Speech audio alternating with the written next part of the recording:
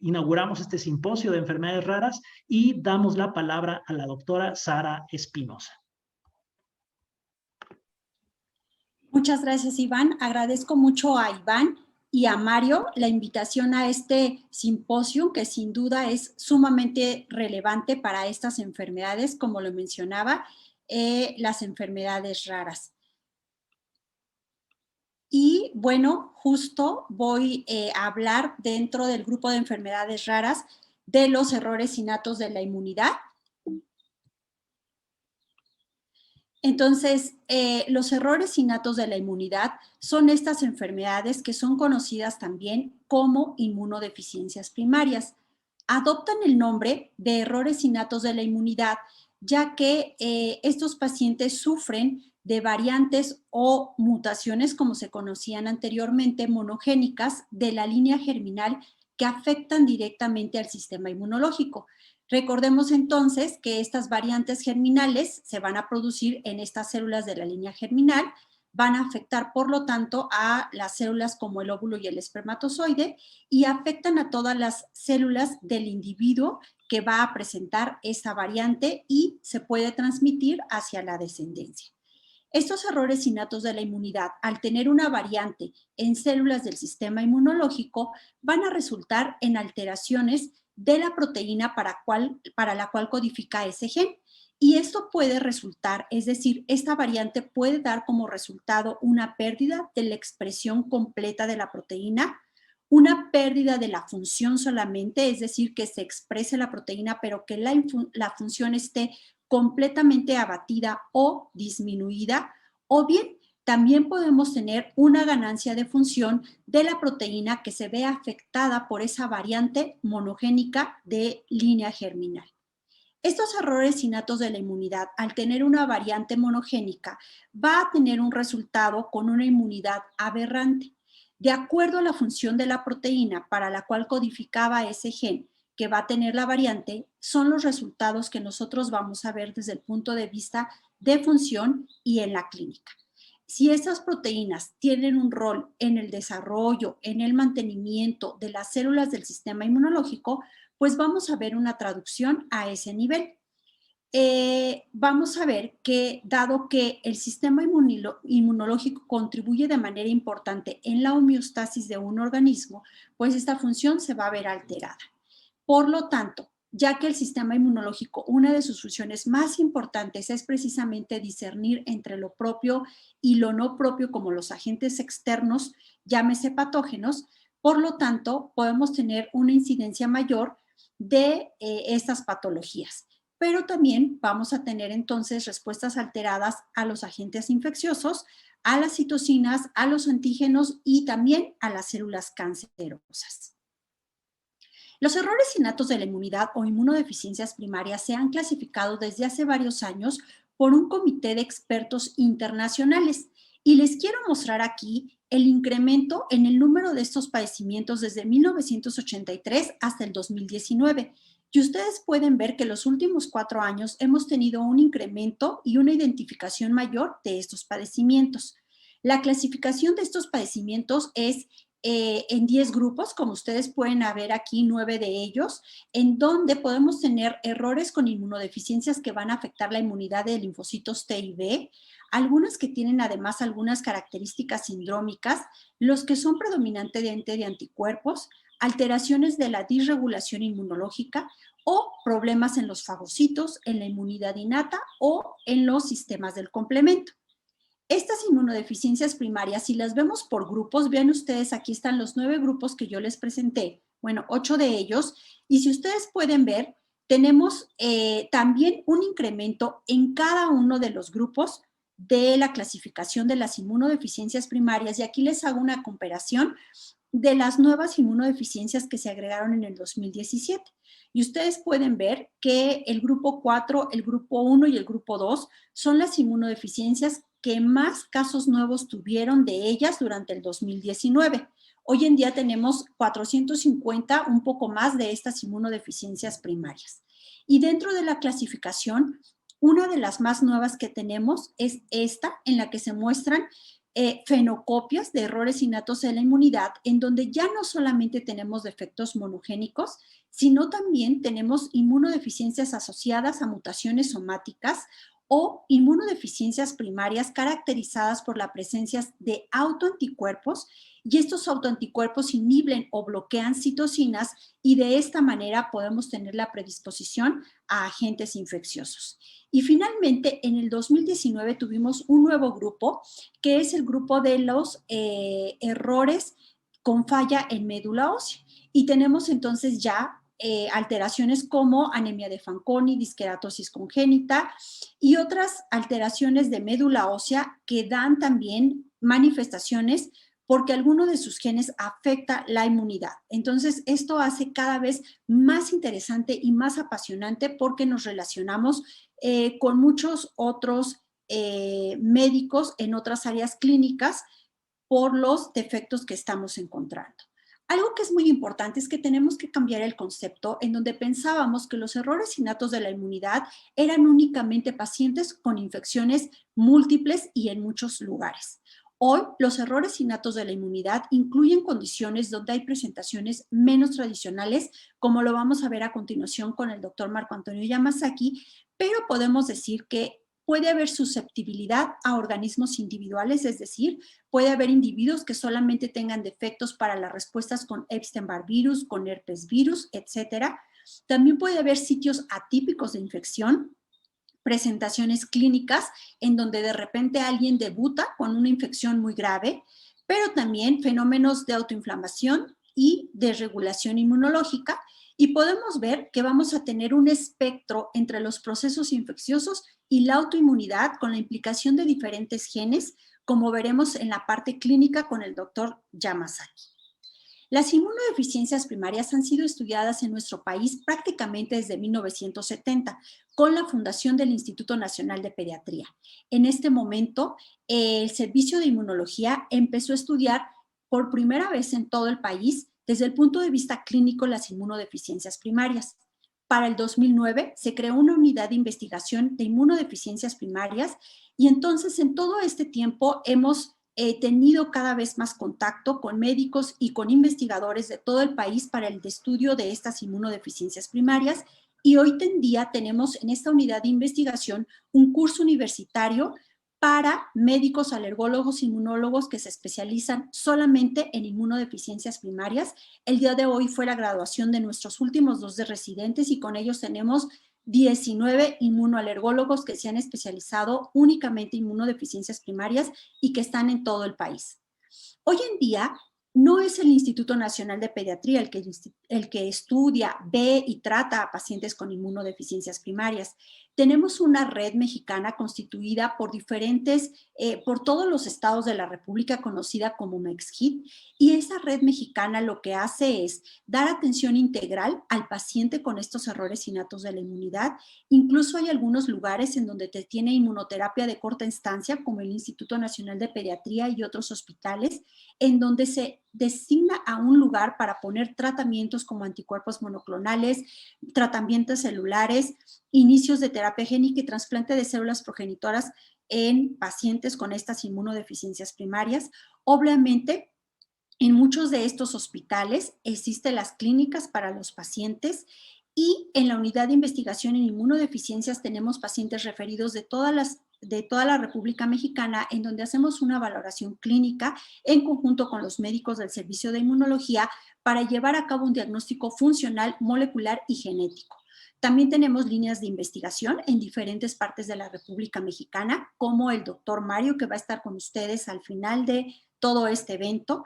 Tenemos además un registro latinoamericano de los pacientes, el curso universitario que ya les mencioné, y hacemos además capacitación para pruebas diagnósticas que se pueden llevar a cabo en diferentes hospitales de la República Mexicana. El registro de las inmunodeficiencias primarias empezó en el 2009, el latinoamericano. Existen otros registros de estos errores innatos de la inmunidad, como el europeo, el de Estados Unidos y otros locales como el de Irán, Japón, norte de África, que incluye Marruecos, Túnez y Egipto, en Australia, y en total por estos registros en el momento se han documentado aproximadamente 50,000 pacientes en el mundo con un error innato de la inmunidad. ¿Por qué es importante el registro de estos padecimientos? Es muy importante porque necesitamos identificar a estos pacientes para mejorar el diagnóstico y el tratamiento, estimar la prevalencia de estas enfermedades, mejorar la clasificación de sus padecimientos, pero algo muy importante, la única manera de que nosotros podemos tener la justificación del medicamento y de médicos especialistas en estas enfermedades raras en nuestros hospitales es enseñarles a las autoridades que existen y cómo están todos estos padecimientos. Por eso el registro de todas las enfermedades raras es muy, muy importante.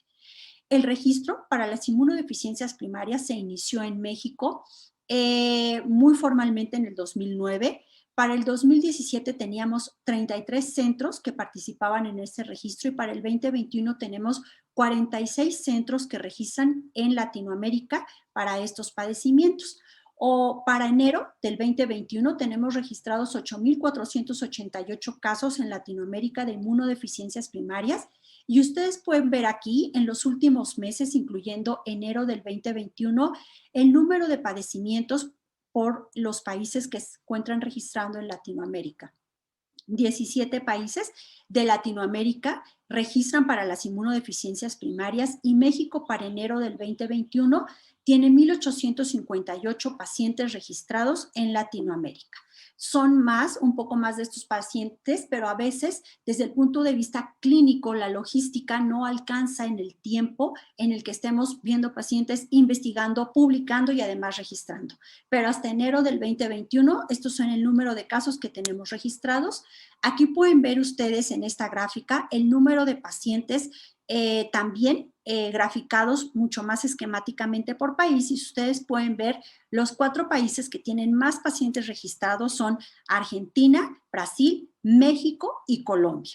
Entonces somos un país que está activamente registrando pacientes con inmunodeficiencias primarias.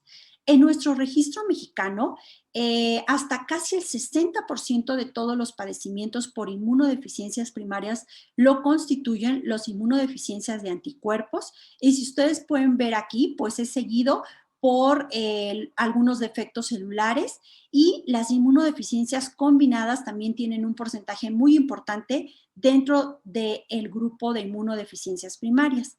Dentro de los defectos de anticuerpos, los pacientes con inmunodeficiencia común variable, deficiencia de IgA e hiper-IgM son los que tienen un mayor número de casos y también los defectos de polisacáridos.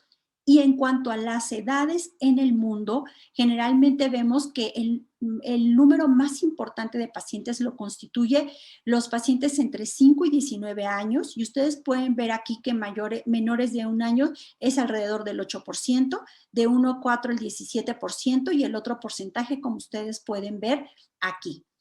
Estos errores innatos de la inmunidad pues necesitan hoy más que día y cada vez de manera más importante un diagnóstico molecular.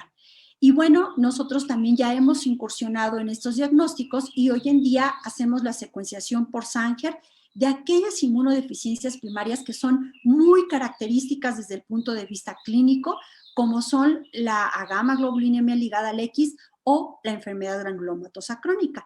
Hoy en día tenemos registrados de enfermedad granulomatosa crónica cerca de 100 pacientes en la República Mexicana con sus variantes moleculares. La doctora Lisbeth Blancas es encargada de justo del diagnóstico molecular y tenemos recientemente una publicación del 2020 en donde se registraron 93 de estos pacientes, pero hoy en día tenemos fácil cerca de 100 o un poco más de 100 de ellos. También tenemos secuenciación por panel cuando no tenemos un diagnóstico clínico tan dirigido. Y de estos tenemos algunos, por ejemplo, para inmunodeficiencia común variable, llevado a cabo sobre todo por la doctora Gaby López y por la doctora Laura Berrón. Y también otro grupo de secuenciación por panel con otros defectos que vemos con el doctor Juan Carlos Bustamante, Saúl, y con Edgar Medina. Hace un rato teníamos problema para la secuenciación con exoma completo y de hecho algunos pacientes al principio fueron trabajados en conjunto con la doctora Carmen Aláez, que también estará con nosotros, del Instituto de Medicina Genómica, pero hoy en día ya hacemos la secuenciación de exoma directamente en la unidad con una lectura que evalúa el doctor Saúl Osvaldo Lugo Reyes. Tenemos en este momento 100 pacientes aproximadamente secuenciados con errores innatos de la inmunidad en el instituto. Y bueno, les quiero platicar un poquito acerca sobre todo de esta relevancia que tienen los errores innatos de la inmunidad y la predisposición cuando alguno de estos genes se afecta por defectos monogénicos con microorganismos específicos como los virus. Y derivado de esto, una de las personas que se ha dedicado desde hace varios años en el mundo a estudiar a susceptibilidad viral por errores innatos de la inmunidad, que es el doctor Jean-Laurent Casanova, inició en el 2020 un consorcio para poder estudiar errores innatos de la inmunidad que condicionaran una respuesta a COVID grave. Entonces, el doctor Jean-Laurent Casanova, junto con Helen Su, de los Institutos Nacionales de Salud, iniciaron este estudio acerca de las inmunodeficiencias primarias que predispusieran a errores o a defectos graves de COVID-19. Dentro de Latinoamérica, México, Brasil y Colombia estamos participando y esta es una de las primeras publicaciones del grupo que salió el año pasado, en donde 4 varones de 2 familias no relacionadas tuvieron una neumonía grave que requirió ingreso a cuidados intensivos y ellos presentaron variantes en el gen que codifica para TLR7. Aquí les muestro la variante a nivel de gen y a nivel de la proteína. Y entonces, al estar bloqueada la vía de TLR7, se disminuía la respuesta a interferones y eso condicionaba una replicación por SARS-CoV-2 no controlada. Otros errores que se diagnosticaron también en octubre del año pasado fueron otros errores del tipo también de las vías de señalización de interferones tipo 1 y entonces encontramos defectos en TLR3, UNC93B1, TICAM1, TBK1, IRF3, IRF7 y para el receptor de interferones tipo 1, tanto el 1, la cadena 1 y la cadena 2. Entonces, aquí les muestro 8 de estos genes que han sido identificados en diferentes países y que han condicionado cuadros de COVID grave en personas previamente sanas. Este grupo además se dio a la tarea a buscar la presencia de autoanticuerpos contra interferones tipo 1 en pacientes con COVID que ponían en riesgo la vida y sí se encontró que, y esto derivado de que ya se habían encontrado en otras inmunodeficiencias primarias, y entonces se encontraron autoanticuerpos contra interferón tipo 1. Estos anticuerpos se documentó que eran anticuerpos nucleadores, condicionan una neumonía por COVID potencialmente mortal y se piensa que se ve en el 10% de los pacientes y la mayoría de ellos son varones. Esto es muy, muy importante. Podemos decir entonces que el estudio de los errores innatos de la inmunidad ha permitido comprender mejor la función de los componentes del sistema inmunológico y por lo tanto disecar la respuesta inmune frente a patógenos. El estudio de los errores innatos de la inmunidad nos ha permitido mapear cada vez más cuáles son las funciones del sistema inmunológico y cuáles son los procesos fisiológicos que se pueden ver afectados por diferentes genes. Esto ha permitido entonces incrementar el conocimiento en el sistema inmunológico y en los procesos fisiológicos celulares como la citotoxicidad, la apoptosis, la inflamación, la glicosilación, de la cual nos van a hablar adelante, el transporte de vesículas, el metabolismo, el ciclo celular y otras funciones celulares. El Instituto Nacional de Pediatría, junto con toda la red MEXID y obviamente las instituciones que participan desde el punto de vista básico, como el doctor Mario Cruz a través de la Facultad de Medicina del UAM, ayudan a que todos en conjunto tengamos esa parte de investigación.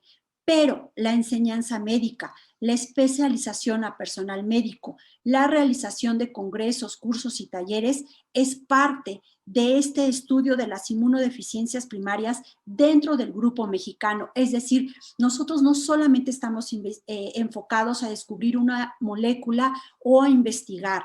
Este es un trabajo en conjunto que ha permitido que nuestros pacientes tengan una mejor calidad de vida. Aquí presento a 3 de ellos. Joshua, que inició con nosotros en el Instituto Nacional de Pediatría cuando tenía 3 años y que hoy está ya a punto de graduarse en la Escuela de Ingeniería. Alejandra, que ingresó en los primeros meses de vida con una inmunodeficiencia combinada grave, que es de las que si los pacientes no se diagnostican y trasplantan, fallecen, que son conocidos también como niños burbuja. Y Alejandra tiene hoy, en este año, cumple 18 años. Y algunos otros, como Mati, que presentamos aquí, que es un paciente con Wiskott-Aldrich y que ha tenido una curación gracias a un trasplante de células progenitoras hematopoyéticas. Entonces, el trabajo que hacemos, todo el equipo en México sobre las inmunodeficiencias primarias, su impacto más importante es sobre los pacientes. Y con esto quiero agradecer de manera muy importante a Mario y a Iván por permitirnos participar dentro de este simposio de enfermedades raras en pro de nuestros pacientes. Y quiero invitarlos a todos al Congreso Mexicano de Inmunodeficiencias Primarias que tendremos del 18 al 20 de agosto por vía virtual y todos ustedes serán bienvenidos. Este es mi correo para cualquier duda o cualquier comentario. Muchísimas gracias, Mario. Muchísimas gracias, Iván.